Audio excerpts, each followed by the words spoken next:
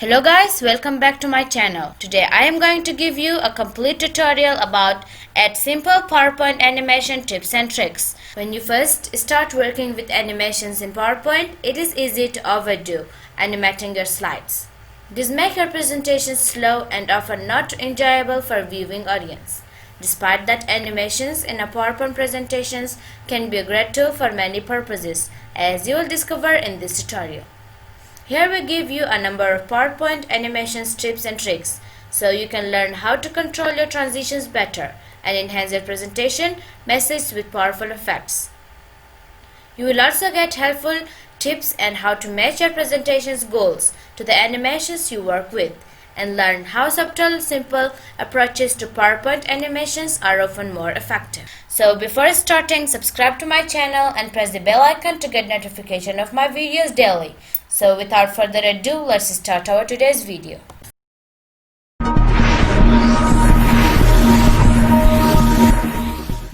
So guys, first I will tell you what we will learn in our today's video. So first we will see what animations and transitions are. Before starting our tutorial, I will tell you what is animations and what is transitions. Second, master your context. 3, control your timing and duration. 4, the basics work. 5, enhance your message with simple animations. 6, use transitions between your section. 7, build step-by-step animations into your slide. 8, grab attention with formatting text animation. So this was the things we will learn in our today's video. Getting started with PowerPoint animations. Let's start with introducing the different types of animations in PowerPoint. In essence, the type of animations can be summarized by the following. First, transitions. Second, animations. Transitions are type of animations in between slides. You can view the transition pane to view all possible transitions effects you can use. These are ideal when you want to have a noticeable transitions between two slides, as you will find in some example later in this tutorial. So second one is animations. Animations are animations on your slide. You can view your option in the animation pane. These are often used as action effects while you are presenting your slide. For example, an animation can be used to highlight a particular element on your slide. This was a complete introduction to transitions and animations. So let's move to the 1, which is the master your context. The key lesson in effective animations is to understand when to use an animation. An easy to remember guideline is the 18-20 rule. What 20% of your content in your presentation is the most important? That is the content that might be worthwhile for you to add animations to. For example, announcing a new product line could be the most exciting element of your presentation. In this context, it makes sense to highlight this by adding a built-in animations, for example. PowerPoint assists you by labeling their animations in different strength categories such as subtle, moderate, and exciting.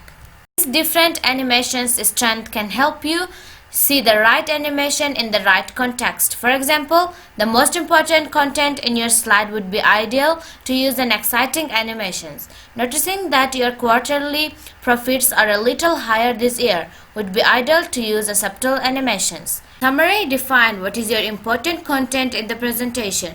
Next, when you choose an animation, make sure its strength correlates to the excitement of that content that you are presenting.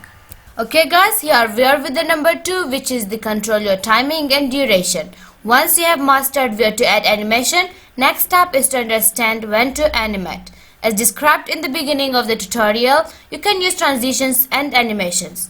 I have recommended that you can only choose one of either per slide that you would like to add some animations to. Combining both often becomes a visual overload for your audience. Here again, the context of the slide matters. If you would like to surprise the audience with the whole slide, a transitions could be ideal. If you would only like to have a few elements appear dynamically, using animations will make more sense. The duration of your animations matters as well and has a big impact on how your animation is experienced. Have you watched a presentation with slow transition between each slide? At first, an impressive visual effect, albeit slow, might be interesting. but afterwards it becomes a source of frustration. As you see it over and over again, it is tedious. The general rule is to have fast animations, unless you are animating something in which a slow animation makes more sense, such as presenting something brand new, for example. I typically choose a timing of 0.5 seconds. So in this number 2, I will tell you about animation quality control tip. The best way to quality control your animation is to go through the presentation after you are done and only pay attention to your animations. Ask yourself, how does the best thing feel? Are this section in your presentation where there is too much animation, too little? How is the timing feel? Reviewing your presentation as a whole makes it much easier to estimate whether your choice of animation makes sense or not. The basics work. Even when working to make your animation subtle and effective, it can still be easy to overdo it. The reasoning for this is that PowerPoint offers many different types of animation, which is a bit of overwhelming. There is a simple rule that helps make your presentation feel less heavy. Rule to follow. Use the same animation throughout your presentation. There is no point in adding many different transitional animations for the sake of variety.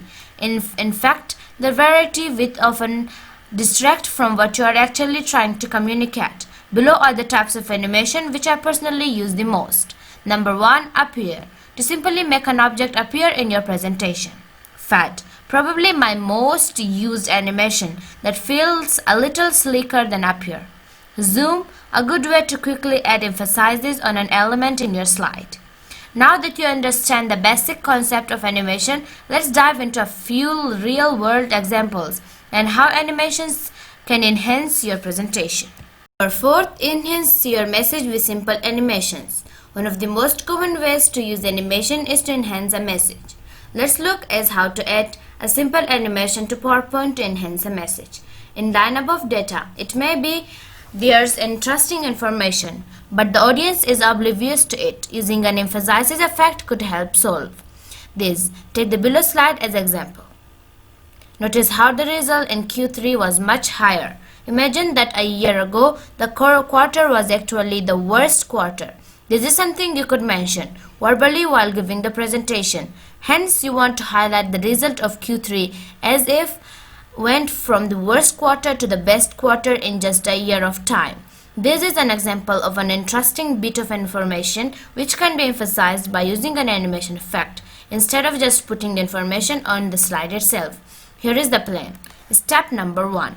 In PowerPoint, you can accomplish this selecting Q3 equals to 6% increase and adding the following emphasizes effect.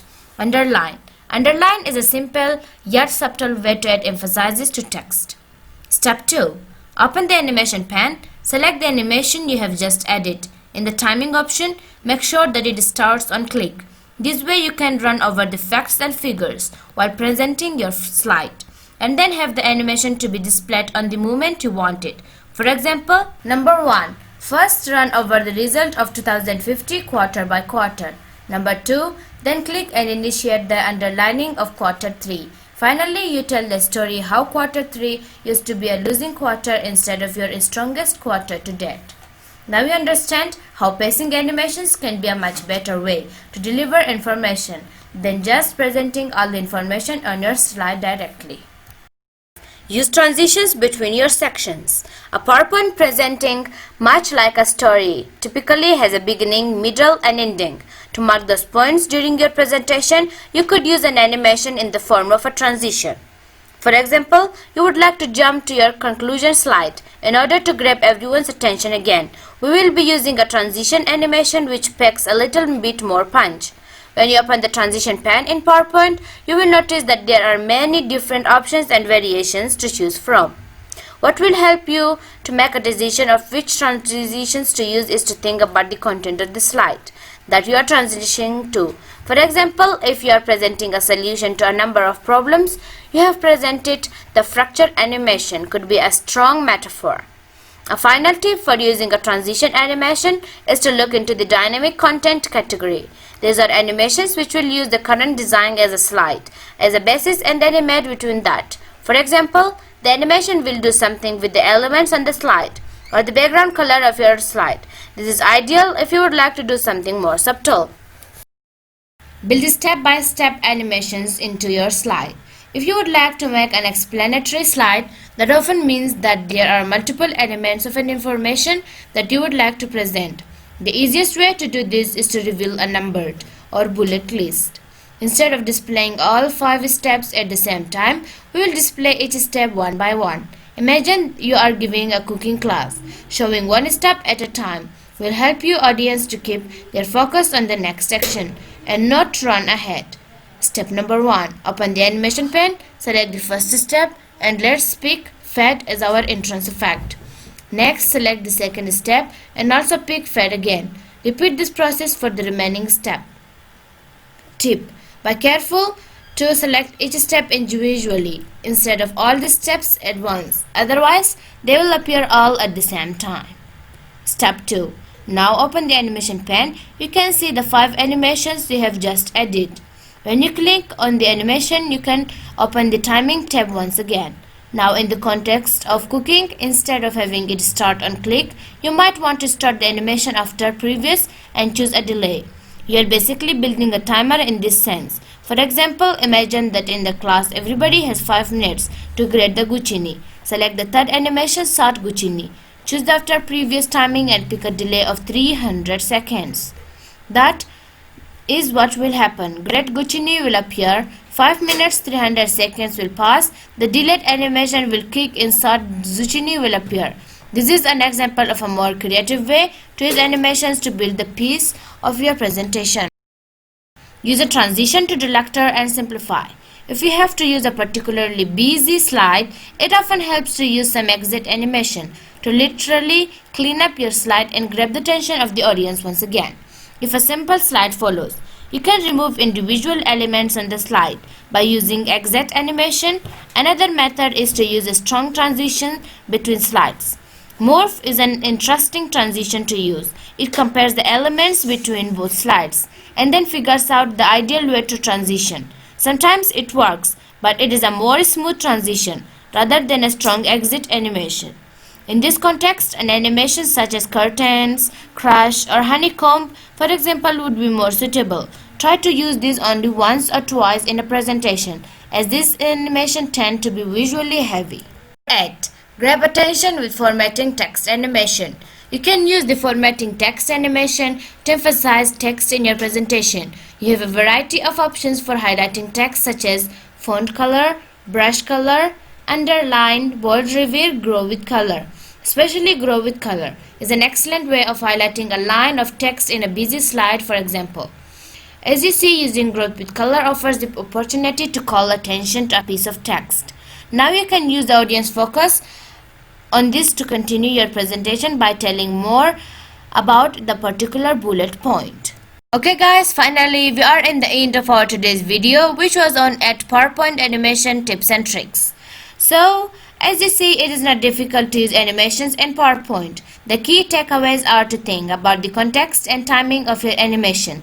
Less typically work better than more when it comes to animation. Questions or comments? Feel free to drop a comment, smash the like button and subscribe to our channel. If you are looking for a number of good PowerPoint templates to give you a head start while creating your presentation, I recommend checking out Graphic River or jump into our ultimate guide to the best PowerPoint templates for more direction. See you in the next tutorial. Thanks for watching.